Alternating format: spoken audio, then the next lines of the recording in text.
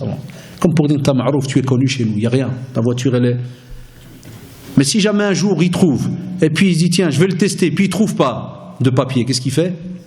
Allah, il te met dans la liste. Et la preuve, vous savez très bien les plaques là, qui sont recherchées. Comment on appelle ça quand c'est un petit ordinateur qu'ils ont là.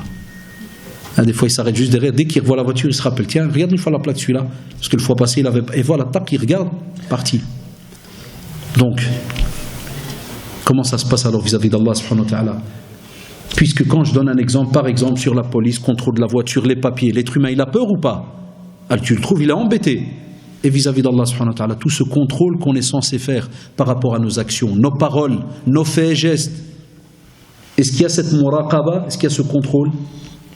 Voilà la vie de chacun d'entre nous, ya shabab. Normalement, obligatoirement, il y a les jeunes.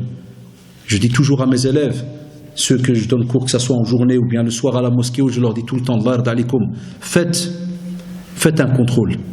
Même Omar ibn Khattab, radiallahu anhu, il nous demandait cela, parce que c'était quelque chose qui était ancré chez eux. Hasibu anfusakum, c'est-à-dire faites, subhanallah, un genre de contrôle de tout ce que vous faites. Avant que vous n'arriviez auprès d'Allah subhanahu wa ta'ala et que le contrôle il se fait, mais à ce moment-là, il n'y a plus de retour en arrière. Et c'est pour ça qu'on dit regarde de nouveau. Tu vas revenir vers Allah subhanahu wa ta'ala quand c'est le jour où rien ne va t'aider, rien ne va te servir, ni argent, ni banoun, rien, même pas les enfants, les proches, rien. Sauf celui qui va arriver auprès d'Allah subhanahu wa ta'ala avec un cœur pur.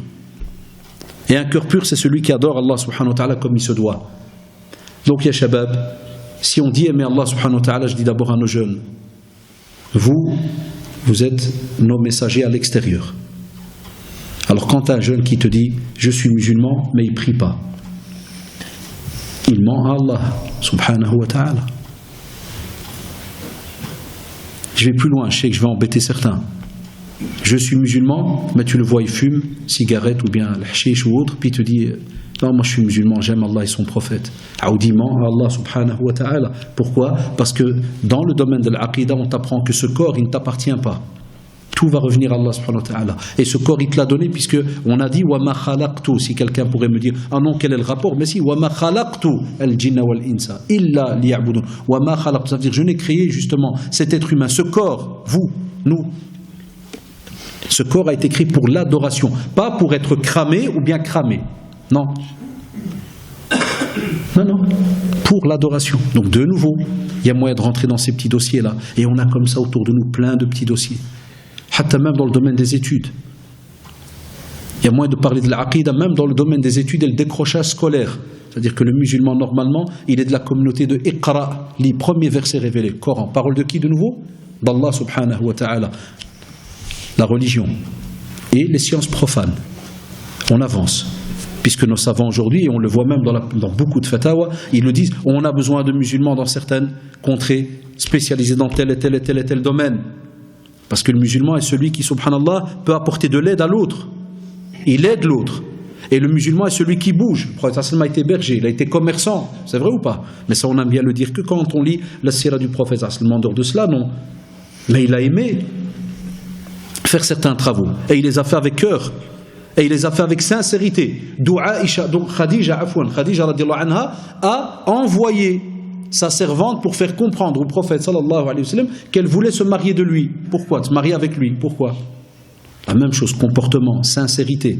Tout ça, dans le domaine du commerce. Et comme ça, dans plein de situations dans notre vie. Aussi, Allah d'alikum, être satisfait, ou bien qu'Allah subhanahu wa ta'ala soit satisfait plutôt de nous, demande donc, comme vous l'avez remarqué, de la persévérance. C'est un travail de tous les jours. Et je vous le dis, ya shabab, et je le redis encore une fois, Allah d'alikum, si vous ne prenez pas la peine d'économiser un tout petit peu, ou bien des fois il y a des parents, alhamdoulilah, ils sont prêts à donner des fois, mais si tu économises pas un peu pour avoir ce qu'on appelle ta petite bibliothèque, ya shabab, qu'aujourd'hui des fois tu rentres dans des maisons, tu peux trouver plein de cassettes de musique, des CD de musique. Le c'est samedi, except jeudi. Jeudi, quand je donne cours, Et comme Rabi' al-Awwal, comme vous le savez, c'est le mois durant lequel est né le prophète sallallahu alayhi wa sallam, comme ça, wallahi, j'écris au tableau Zainab, Ruqayya, Kulthum, Fatima Zahra. Wallahi, une élève mskina, une petite, elle m'a dit Mchi, wallah, je connais celle-là, je connais, ana faraht. Je dis, oh, elle me dit, Kulthum, wallah, je connais. Je dis, c'est qui? Elle me fait, ya Lil, Ya Rabbi, wallah, al-adim, wallah, haïda. Je dis, ouais, ya Lil. Je dis, stop, de quoi tu parles? Bon, je sais c'est qui Kulthum. Je lui dis que je dis, ouais, on l'a ça à la maison. Ma mère, elle aime bien, elle a toujours, ouais, Kulthum, ah, monsieur, t'as vu, hein? Comment se fait qu'elle est sur le tableau? Je dis, ça, c'est une autre Kulthum. C'est un autre modèle.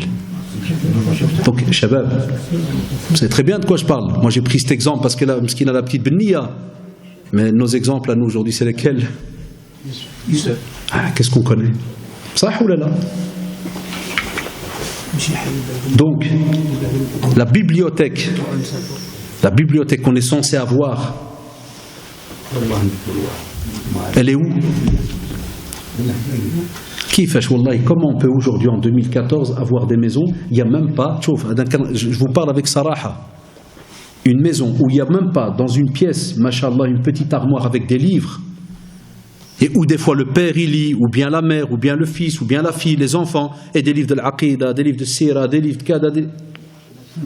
C'est quoi comme maison?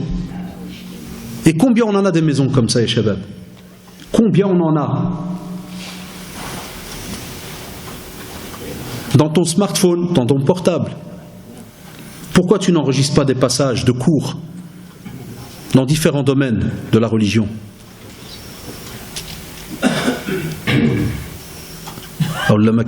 Section d'assaut, toujours en guerre.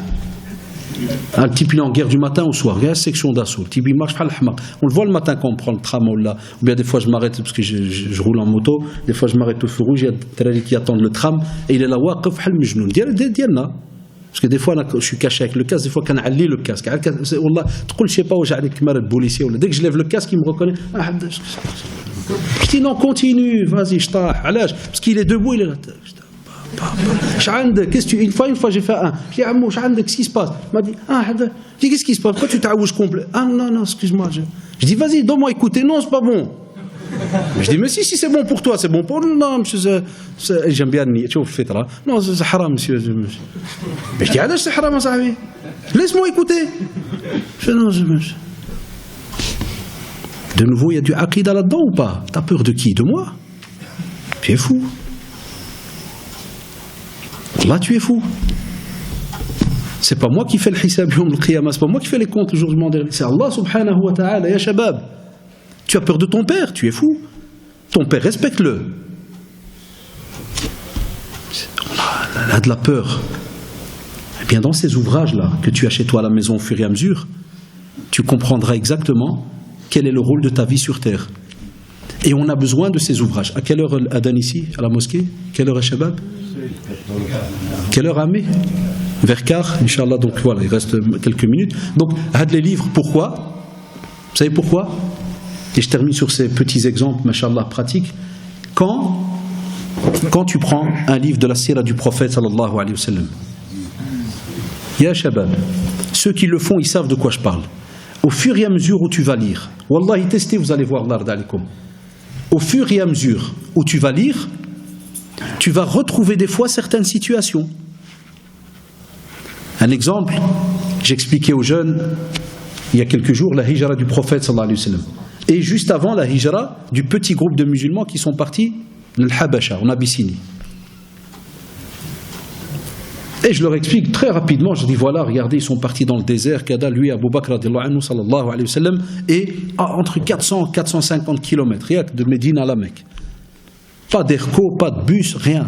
Une monture. Et encore des fois, vous savez très bien comment ça se passe. Alors tout le monde fait avec la bouche. Tout le monde fait ça. Ah, c'est bien que ça touche. Je lui dis, Taïeb, pourquoi il a fait ça? C'est ce qu'on appelle fiqh sira. Regardez, on n'est pas sorti encore de l'auberge. C'est pas seulement tu viens, tu me lis un livre dans la Sira, point barre. Non, on va te demander, va aller voir le pourquoi de l'histoire. Alash, le prophète sallallahu alayhi wa sallam, les compagnons qu'il aimait qui étaient autour de lui, ont écrit l'histoire, ils l'ont gardée. La hijra, tous les musulmans de par le monde ont entendu parler de cela. C'est vrai ou pas? L'entrée à Médine. Pourquoi ça a été écrit? Parce que s'il fallait parler en français très simple, c'est quoi? C'est un voyage. N'importe qui va dire, ouais, moi j'ai déjà voyagé. Mais c'est un voyage spécial. Et il y a des leçons derrière. Pourquoi? À quoi il sert? Voilà pourquoi on doit voir ces livres à la maison. Pour que le soir, tu te déconnectes de la vie de dunya, que vous savez très bien. Dunya, wallah, mouchkila. La vie sur terre, vous savez très bien.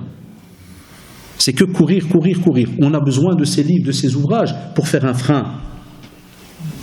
Et voilà pourquoi on vous dit commencer par des livres qui parlent d'Allah subhanahu wa ta'ala, parce qu'Allah, ça apaise le cœur. Le Coran, premier des livres. Ala bi dhikrillahi tatma'innul qulub, ton cœur, tous les stressés, les angoissés, ceux qui ont le hmoum, qui ont le mashakil, les problèmes, lis le Coran et tu vas voir. Écoute un peu de Coran et tu vas voir. Ça, c'est les programmes que nos jeunes doivent reprendre d'année en année. On doit retrouver ça dans nos familles, Allah yarda alikum. On ne peut plus avoir, il y a les nouveaux jeunes. Il y a des nouveaux mariés, par exemple, des fois ils se marient, et c'est rare quand j'ai le temps, c'est très très rare, qui ardona, qui dit, si Hadda, j'ai étudié chez toi, tu peux venir boire un tasse de thé. T'arrives chez lui, écoute bien, souvent je leur fais la blague. T'arrives, qu'est-ce que tu trouves? D'abord, toujours le meilleur, les plus beaux des écrans. Samsung, toujours, c'est Samsung qui marche chez nous. Un beau écran. Et puis une PlayStation en dessous. Ah, tu sais, les trucs de jeu avec les manettes. Salle à manger, un beau salon, parce qu'il est que lui et madame. C'est vrai ou pas? Voilà. Et attention, la chambre à coucher, elle doit être aussi, elle doit être bien. Et des fois, je leur dis pour rigoler un peu.